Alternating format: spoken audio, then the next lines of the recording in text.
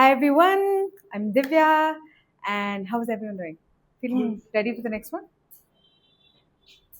Okay. So when I was thinking about the name for this talk, I had told a few of my friends, and my parents asked me, "Oh, what are you talking about?" I said, "The importance of protopian storytelling in an age of convergence of exponential technologies," and they were like, "What?" and eyes glazed over for most of them. But we will unpack that, and we will try to understand a little more about what that actually means. But before that, I want to tell you that what I want from this talk is to leave you with some sort of energy or feel energized about the future that we're stepping into, right? And designing for in some sense. So, an example is imagine, so to understand exponentiality itself, which for me was a new concept, honestly, as someone who's coming from design, don't have too much of a physics and science background. So I was like, okay, I want to know more. And when I heard this example, I was like, this is melting my brain. The idea that imagine you're a piggy bank, you're saving a rupee every day for 30 days. What would you have at the end of 30 days? 30 rupees, right? But if you were to save 1 rupee every day exponentially for 30 days, you would end up with anyone? Exponentially is just doubling the number every day, right? So in 30 days, would you have give me like a vague ballpark figure of how much you'd end up with? Close, yes. So if you were to say it in rupees, essentially you would end up with, at the end of 30 days, 53.7 crore rupees. Which is kind of crazy, right? A little bit bonkers. I was like, okay, this makes sense to me. I mean, this mathematically has worked out when I calculated it, but my brain is not quite grokking that. It isn't comfortable with that idea yet. And so when I was thinking about, okay, so the human brain is trained to think in a linear fashion, and exponentiality doesn't quite land in our human brains because evolution has taught us that we don't have to think about things in an exponential manner.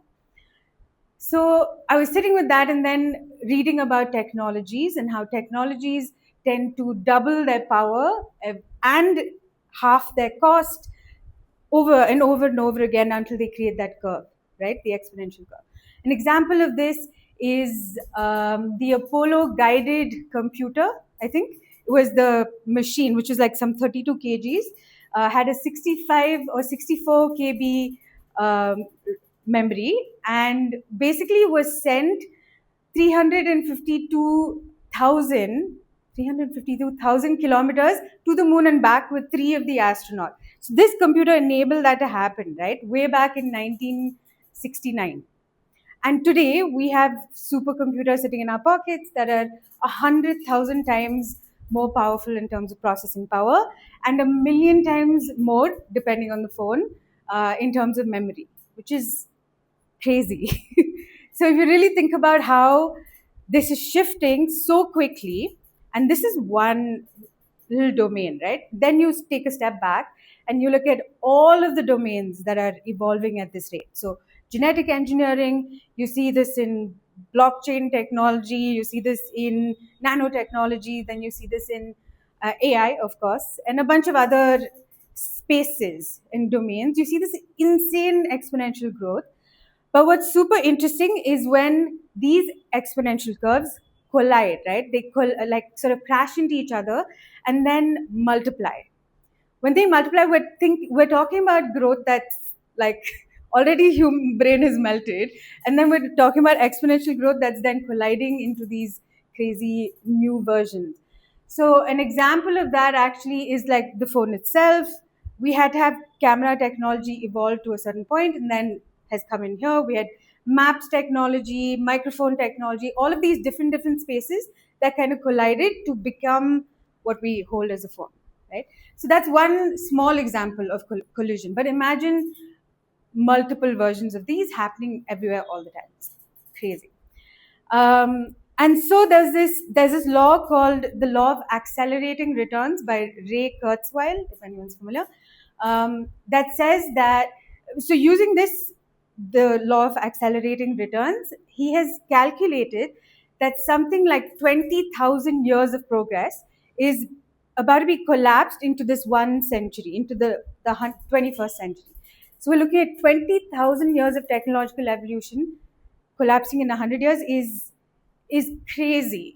So I was reading this in the book called The Future is Faster Than We Think, and I read the paragraph and then I stopped and I was like, am I expected to move past this and just read the rest of the book? This is intense, and to really allow that to sit in our bodies is something else, right? And so I was sitting with the idea that this is what's about to happen seems insane, and it gave me a little bit of an existential crisis meltdown. But when I picked myself up, I also saw that this is an insane opportunity to design crazy futures, design crazy products, design systems that humans exist in, right? And another thing that came up was, and of course, when we hear this, I imagine some of us feel discomfort at the actual immensity of this because our brains are like a little bit struggling to wrap around these concepts. But then there's this interview, I think, with Dario Amodei, the CEO of Anthropic, with Nikhil Kamath, and he was talking about, he's like, see, there's a tsunami coming, and we can see it. It's on the horizon, and people are like pointing at it and saying, oh, it's an illusion of light, or it's an optical illusion of some sort. The reason is we're also struggling. Our brains and bodies are struggling to like really go there and allow ourselves to see what's coming, right? And so but what I am excited about is if we allow ourselves to fully see what's coming, then we open this door to also allow ourselves to imagine a future, right? When we imagine a future with all of this collision of crazy exponential evolution and technology, we can start to design for it. Now we're imagining futures that are this way or that, and when we can see this picture, we can start to design for it, which is interesting. And one of the pieces that came up while I was doing the research on this was how stories kind of seep into below our sort of awareness, into our subconscious minds, and influence the way we design things, the way we think about the world as we walk around and function, right? So if this is the situation, if we look at Star Trek as one of the examples and how stories seep into our mind, there's this little, have you seen the controller device in Star Trek? It's like, it looks kind of like a phone, and the idea is that these stories of fiction that humans have created seep back into reality by sort of like influencing us and nudging us here and there as we design these products. And so does everyone know what a dystopia or a utopia is? I mean, like the difference between them? No? Okay, anyone want to share what they think a dystopia is? Dystopia would be where things take a very sinister turn. Yeah. Everything is the worst outcome that you Yes. imagine. It's the absolute hellscape. Yeah. And the opposite of that would be Utopian. And the opposite is like, yes. So one of the ways they define it is also this word perfection, in idealistic, like an ideal society. But perfection is really hard to achieve, and actually it's impossible to achieve in a society. And that's also why we struggle as humans to write stories about utopias, or we struggle to like even picture what does a utopic world look like. It's a little bit hard to put those pieces together in my imagination. And but dystopia comes very easily to us. We've written millions of stories, movies and books and TV shows about dystopias, right? So here's when I came across an idea, a new frame and a new word for it called protopia, which I think was defined by Kevin Kelly, who's the editor of Wired magazine, and he has a bunch of books, interesting books about fast-paced, evolving technologies and stuff. So he says protopias are basically like directions that we can set, where we're evolving 1% at a time, and compounding this progress, but it's an optimistic future we're looking forward to, right? So it's not about perfection or idealism, but it's about continuous compounding growth and evolution to an optimistic future. Where and one of these really cool examples I came across for a protopic world is solar punk. Have anyone heard of solar punk? Yeah. So it's one of these artistic movements. It's a subculture in itself at this point, and has a lot of artwork and fan fiction and a whole bunch of things in this space. So basically, it's this protopic future where solar power has been properly leveraged, and they have humans, technology, and nature living in really healthy, symbiotic ways, and like systems and stuff like that. So they've come up with that, and that's solar punk. But that's one of the many examples we have of protopic future, right? The thing is, though, it's not very common. Like, even solar punk is quite underground. Two people in this crowd knew about it, which is interesting. And if you look at what is available to us in the world, it's mostly like, if you just open Netflix, you'll see how much is horror, dystopia, and how much is crime and thriller. And all of these things are being consumed by by our minds, and on a subconscious level influence the directions in which we design and move and everything, right? So that's one piece. And another protopic thing that's coming up is Wakanda from Black Panther. Do you remember this? It's what was that metal that they use? Vibranium. Yeah. So that kind of supercharges their society, but that doesn't stop them from staying connected to their roots and to their culture. There are all these culture pieces and in some symbiosis with nature, which is really lovely. So I was thinking about how it would be lovely if we could design our own systems right now in a way that we encourage more protopian storytelling to start with. That would be one, and where we build that into our culture as a habit to tell healthier, more loving, more symbiotic stories of technology and nature meeting humans and these systems within which we exist. And so one is building the cultural habit of that, and the second is for all of us to sort of take an audit into what we consume and how much we allow into our, firstly, brains, and then into our subconscious minds, because that lives and is processed. I think I came across a stat about the subconscious mind, about how our conscious mind processes information at like 40 kilobytes a second. I'm going to check the number on this, but something like 40 kilobytes a second, and our subconscious mind is at like 40 million kilobytes a second. So it's processing information at a million times faster than our conscious mind, which means we have all of these cues that are going in constantly from the movies and the books and the songs we listen to. That the songs we listen to, we don't even pay attention to the lyrics quite often, but then they are playing a role in influencing how we feel and think and all of this, right? So, how much are we willing to audit and say, I'm okay letting this into my space and I'm not okay letting this in, would be an interesting starting point. And then to use that new mind space that we create to tell better stories for society so that we can redesign it would be interesting. And one of those pieces that comes up for me a lot is where focus goes, energy flows, as a quote that I sort of store as a mantra. And so, if we're going to focus on telling better stories, where is this going to lead us in terms of product development, right? A lot of entrepreneurship right now is like it feels slightly exploitative, and not all of it, and that is a blanket statement, but like some of it, when I look at how we're trying to use technology and employ it, feels exploitative. So can we come up with stories that allow us to feel like we're in collaboration with nature and with technology, nature and humans as the trio there, is something that I would really love to do, not just in my work, in my life, but also set up systems so we as a society can do that together. And one thing I don't see often enough is protopic stories from India specifically, like Indian flavored stories of, hey, we took solar power to this place and then this is sort of what came out of it, would be a really interesting space to play in. And I would love to see most of us play in that space. Yeah, so I don't know how long I spoke for, but it's probably less than 20 minutes, no? This is basically the idea and what I would love to leave people with, an excitement to design positive, optimistic futures. Actually, I am designing some, but so my thing is I usually write a lot of erotica, and from there I'm trying to see if I can build this like technological protopia and meet this piece as well. So it's a little underground still. It will someday emerge. Yeah, that's it. Thank you. Also, can you tell me how much time that was?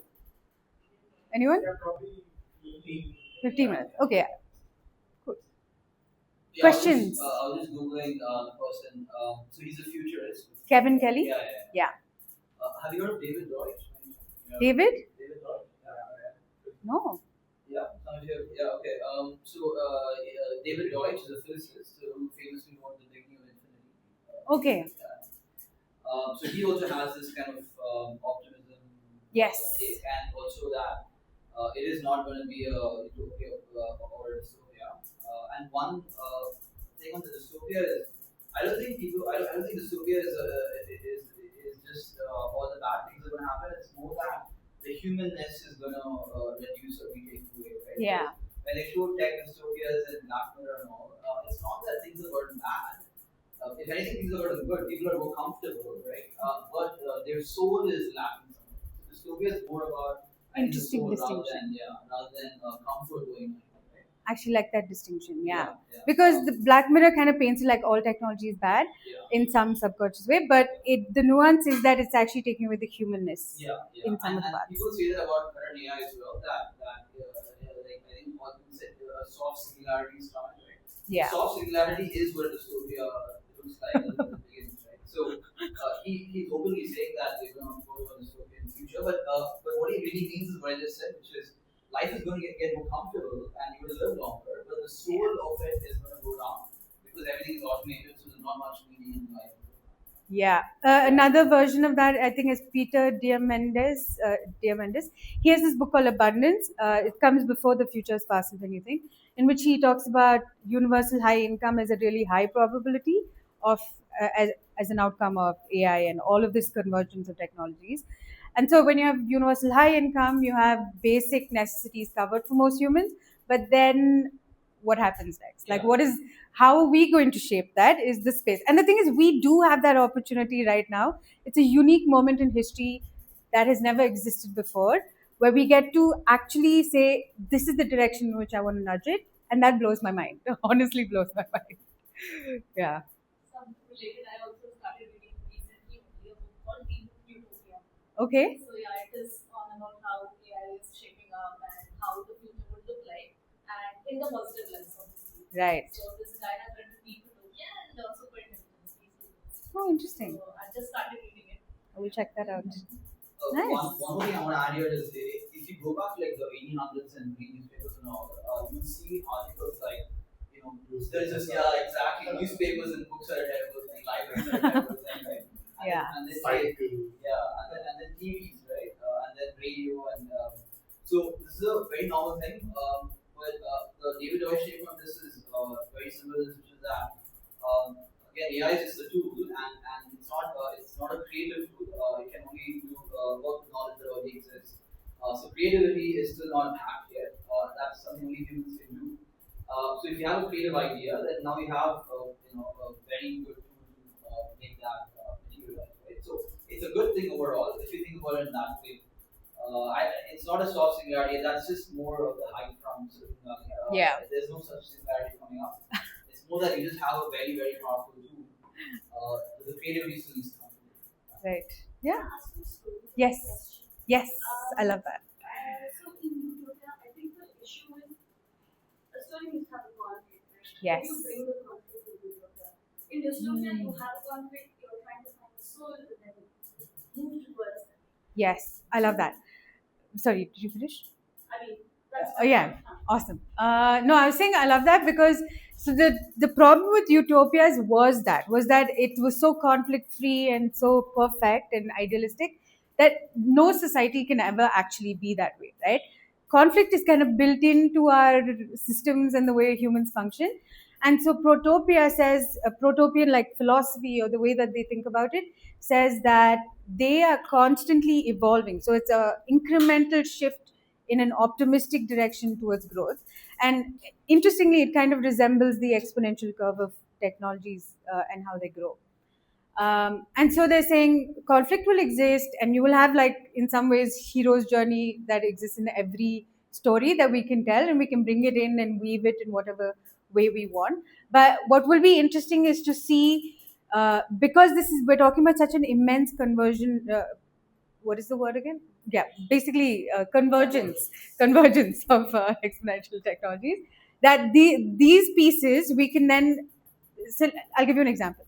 Let's say there's nanotechnology meeting AI that meets some agriculture piece, and we're like, this is some insane new piece we can use to do some storytelling.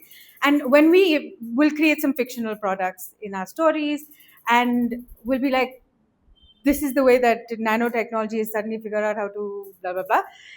That story can go out in the world, and the hero's journey might exist. It might be a really entertaining like fan fiction read, but those pieces of technological ideation are already seeping into the collective subconscious mind, right? I mean, collective consciousness, and so it in some way nudges us to build better products, and that's the inspiration, or at least that's the idea. So we start with protopic storytelling, and eventually it will seep into protopic product development, and all of us being people who want to build stuff in the world, those will then guide us into spaces, hopefully that way we build really fun, cool, awesome products. I have Yeah. Yes. Yes. Actually, any prototype stories like something which has been done already. You know, I would love to read an Indian one. I don't have that context. I don't have an example even to give you, but I know Wakanda was one of them. The examples of a protopic society. Solar Punk is definitely one of them. I'll find some more examples as well and like drop it on the group. But if we check online, you might come across. They're all pretty like hidden in some fan fiction website somewhere.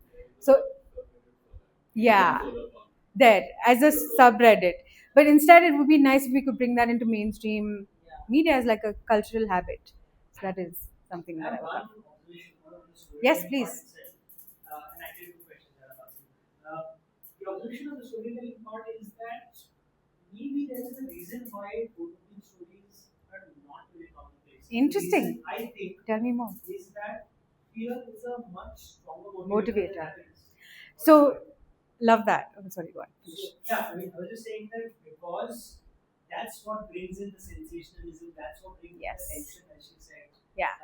Those are stories that have a resolution and a relief, Yes. and those are much more available to an arc than, oh, everything's hunky dory fancy here. Yes. What's the tension in that? Ah, Maybe that's my 100%. hypothesis. That's why prototyping storytelling is not common. Yes, I hear you. And I agree to a large extent that the fear does sell, right?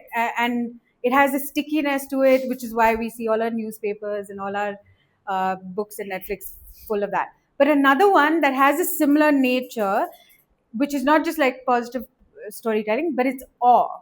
There's something about awe and feel the sensation of awe in the body that feels familiar to fear, but it's like in an optimistic, more positive expression of it. And the thing is, when we can tell a story that leaves someone in a state of awe, we still inspire the same way. That's something. And in this case, it does something. It does something good in the world by going out there and feeding our collective consciousnesses. So consciousness. Anyway, it does that, and I think that's a worthy cause. Yeah, I think like solar pump can be like aesthetic and the background. Absolutely. You can still have a yours Journey, story yeah. with the solar pump background. Or Theory in the world. or you can put the present as the hate arc. Like basically, instead of thinking the dystopia is the arc, Yeah, you put the present as the bad arc. and then also, and look at how these converging technologies. Yeah, sorry, exactly. What's funny is on YouTube you'll see that the biggest science channels like where they think are actually Yeah. very positive and optimistic. Absolutely. The biggest philosophy channels are often like, Dark. what's life about? Is there any meaning? Right? Nihilism. So the science channels are actually way more Optimistic. Yeah. Yeah. Because what they're selling and they're saying is, Yes. your universe and all of that. Yeah. Philosophy is more sort of thinking in your own mind, right? Without input, exactly. Yeah. And even in that, I see a split actually. In the philosophy channels, the ones that are more cognitive and a little bit disconnected from somatic sensing and body based stuff are all pretty nihilistic. And then the ones that are a little more open and more holistic and well rounded can balance it out. They're like, yeah, there's nihilism, but there's also like radical optimism and all of these other things. Yeah. And Cool. do we have time for?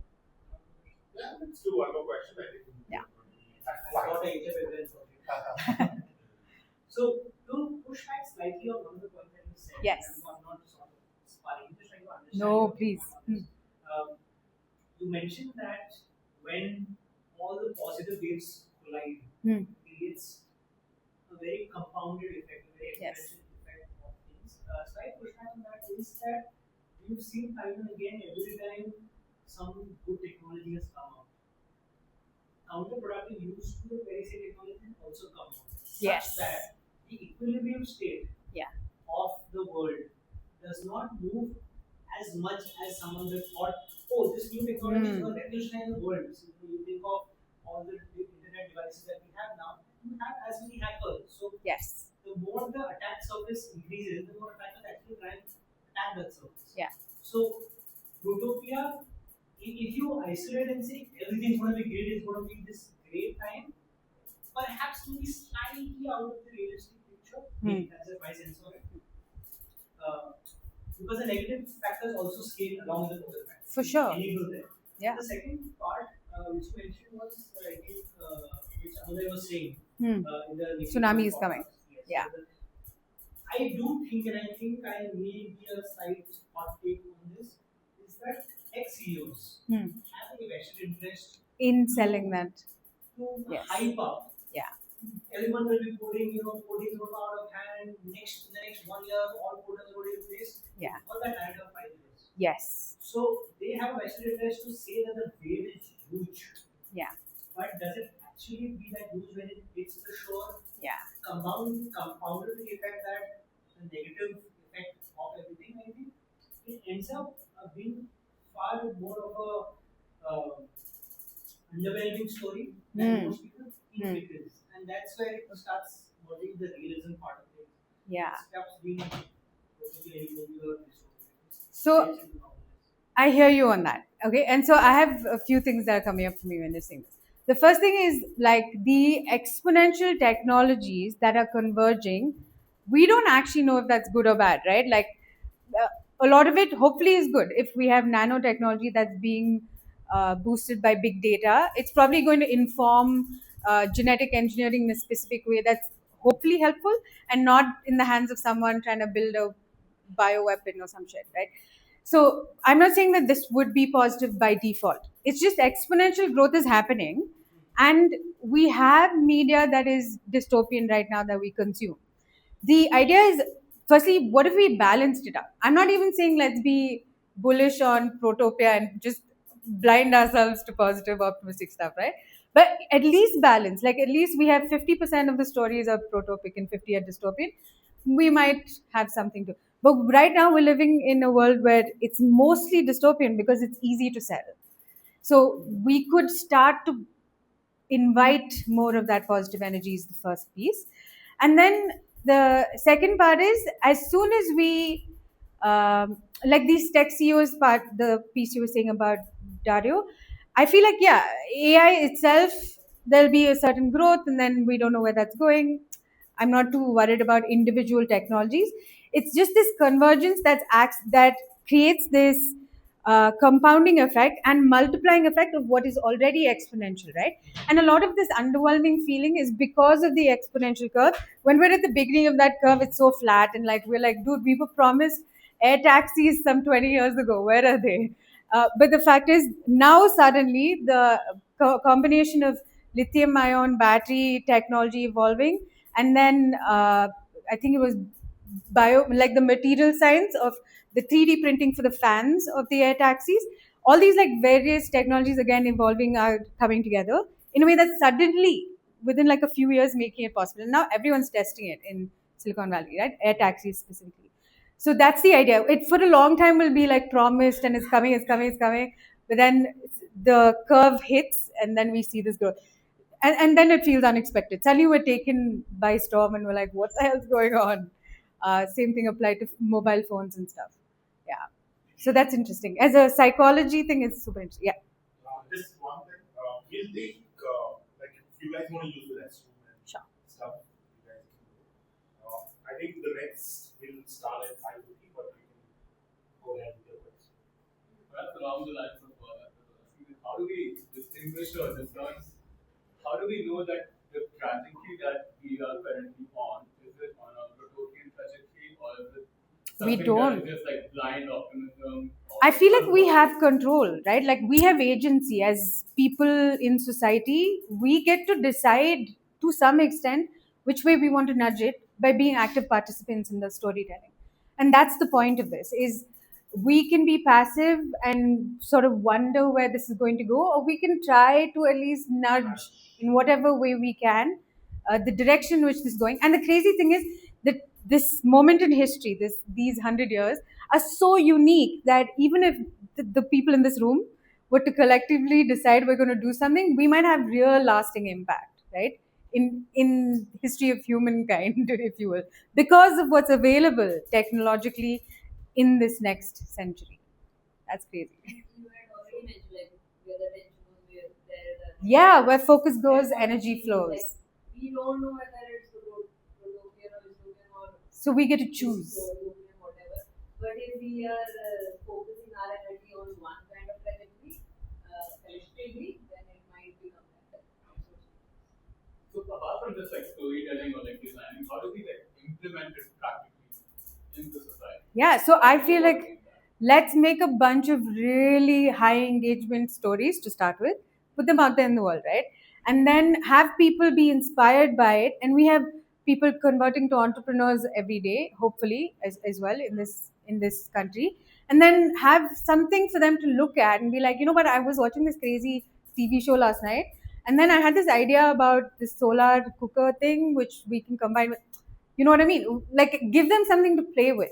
That's with the storytelling. And for us ourselves to start playing with these product design ideas, like really sit with all of the pieces coming together and be like, you know what, I am really good at telling, not just telling stories, but I'm really good at designing interfaces, and I'm really interested in this part of biotech, and so I'm going to combine this and make a product. So it kind of will. It's all integrated into one process after a certain point. Hopefully, I don't know. We'll see. The idea of seeding utopia in storytelling, among other things, has been attempted before. Has there been any evidence that people have tried it and it worked or did not work for any reason? I think I was doing some research for this talk and I came across one of those examples and how it didn't fully take off. And I was curious about it as well. But I think that these are also stories or examples from those times and with using the reach that they had back then. We get to redefine that now, right? Because the future is a blank slate in that sense. We get to really decide where this is going. And so, what will we choose? Star Trek is very positive. Yeah. Okay. It is Yeah. not Star Trek, but Yes. it is understandable. It is quite utopian. Yes. Based on technology, on future, whatever civilization is And we see the stories, I mean, like pieces of that have seeped into real life in terms of tech evolution already. So, what are we capable of? I think like stories are generally like that. Generally they say most of the development that has come in space technology, or even generally technology, Yes. are from From stories. from all our movies. Some kid got inspired by it. Absolutely. Star Trek and like, okay, In fact, yeah, I was I'm watching. a scientist. Exactly. I was watching the World Economic Forum interview between Dario and Dennis, DeepMind CEO and Anthropic. And the interview, both of them mentioned that their favorite movie is this movie called something with the C. One second. Jodie Foster. Contact. That's the movie. So they were both like, "Oh, that's your favorite movie," and he was like, "Yeah, that's your favorite movie." Also a very big fan. Yeah. And so to think about the fact that Contact, this one movie, is the favorite movie of two CEOs that are running the most powerful AI companies in the world, shows you something already, right? That the power of storytelling and how it can seep into different tech evolutions. Like we don't know where what will click. So that's super interesting. So Carl Sagan and Contact and all, so they're like professional science communicators now, but I feel like one of the cool things is TV shows like The Big Bang Theory, which help to make nerdiness cool. Yeah. Mainstream, right? Because apparently The Big Bang Theory is the most watched show of all time. The most. More That's than Game of crazy. Thrones, right? It's Which is bonkers. crazy. Yeah, apparently more than Game of Thrones, right? So the fact that it's a show about four nerds, physicists, that's insane, right? Like, Yeah. It's either Game of Thrones. And have had an influence in society, Yeah, I imagine. Yeah. of course. Um, I'm sure you can map out how much we put on showing the scan. Yeah. Before the not show it after. Yeah. That would be Made super a lot of interesting. like those some experiments very accessible. Yes. Yeah. because the physics they talk about there is actually accurate because they have a lot of advices and all. Mm. It's not nonsense. It's all. Yeah. It's all. Super The science is non-fiction. Is legit. Story is fiction. When Super. we talk about like protopian products or design, aren't all the products already like protopian by like for example the TV or fan? There's nothing in these products. There's nothing dystopian about it. So this is sort of a static product, and yeah, I get that and I see it. But imagine you're designing systems, and the system describes like where this is getting electricity, but it turns out that we're exploiting some. I mean, it's exploitative in some ways or some. So if you look at the large enough picture, you might notice the parts of this that aren't really protopic and pretty exploit. I mean, if you look at our world right now, AI itself is one of the technologies that we can talk about, is exploitative in some ways if you look at the energy consumption and how much land it's going to take up eventually, all of these pieces, right? So if you had to redesign that using material science evolution and something else, what would that be? It's a blank slate, it's really just open. Technology is a tool. It's a Yes. dynamite that can open same example. Yeah. You can use it for good and bad. Yes. But let's do something fun with it and good, hopefully. Get more positive stories. Yes. Can we please do that? Yeah. That's the idea. You need it any point. Yes. Yes. Everyone, please check out David Joyce's The Beginning of Infinity. Will do. So Naval Ravikant is a big fan. He's been really pushing that book everywhere. Mm. It is the most whatever, positive, but based in science book you can read. There's zero vibe positivism because even I don't believe in that. I like it because utopian positive thinking is not a vibe. It should be grounded in actual science. Absolutely. So he's a serious physicist Yeah. who grounds the vibe in science, right? Otherwise, it's a vibe or it's all too positive. No, I mean that's it. Yeah. Can I ask you a question? Yes. You wanted to show the Jacksons, Yes. right? And they live in the future. Yeah. But I felt like their life was still just as monotonous as was. Yeah. It's still Yeah. going Yeah, just flying to 9 And like machines are getting Yeah. they still sit You know what? in cars, I love that. in the air. That's Yeah. a philosophical take. That is. So imagine if you had to rewrite that using knowing what you know now about where technology is going. Which part would you rewrite is an interesting piece as well. Like, Maybe do you think that the technology around us will change the human experience in itself the user is this is a question We're mark. all asking So- questions as though she's like. Yeah. No, I love it. I know. I have all the answers. Yeah, no, I love that. And actually, I feel like that would be an interesting story to tell, right? If all our time was freed up by technology and we had no chores and no work to do, what would we do is a great question. And I would love to tell stories for this. I have many ideas. That used to be the standard question in my first job. That Right. used to be the last question in an interview. Right. If money was not, What would you what do? would you do with your time? I have many fiction versions of this story that I would write about it. Yes. All right, thank you. Cool. Thank you. Sorry?